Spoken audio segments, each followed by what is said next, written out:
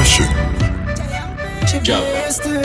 Ndovura hombe 5-2 andipere ndoramba ndingobuda semanyukira ndopinda mustudio pandinomukira zvishaisa mufaro ndabudikira vanga vajaira kundituka pavadira 2020 mangoma akadira takavapamukana pakashaya karira nguva yarebesa ini ndakavapfavira nguva yarebesa ini ndakava avangaedze asava ndipedze ndinireke paita mangoma mundishedze.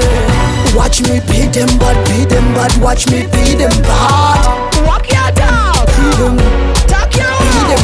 Andipere mundibvarure kana pane ane muswe ndiudambure ndakonzeresa kuti mapepi yakumure buritsa zvinhu zvakati nyandizvifumure.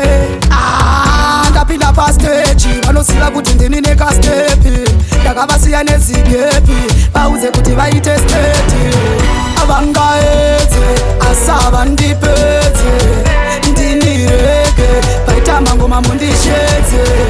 Watch me beat them bad, watch me beat them bad. Walk your dog, beat them, talk your own. Beat them bad. Andipere ndoramba ndingobuda semanyukira ndopinda mustudio pandinomukira zvishaisa mufaro ndabudikira vanga vajaira kundituka pavadira 2020 mangoma akadira takavapamukana pakashaya karira nguva yarebesa ini ndakavapfavira nguva yarebesa ini ndakava avangaedze asava ndipedze ndinireke paita mangoma mundishedze. Watch me beat them bad, watch me beat them bad. Walk your dog, beat them, talk your own. Andipere mundibvarure kana pane ane muswe ndiudambure ndakonzeresa kuti mapepi yakumure buritsa zvinhu zvakati nyandizvifumure.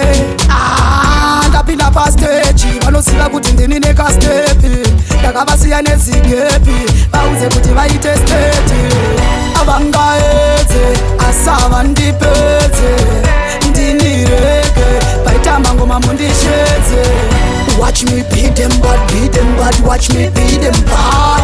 Walk your dog, beat them, talk your own.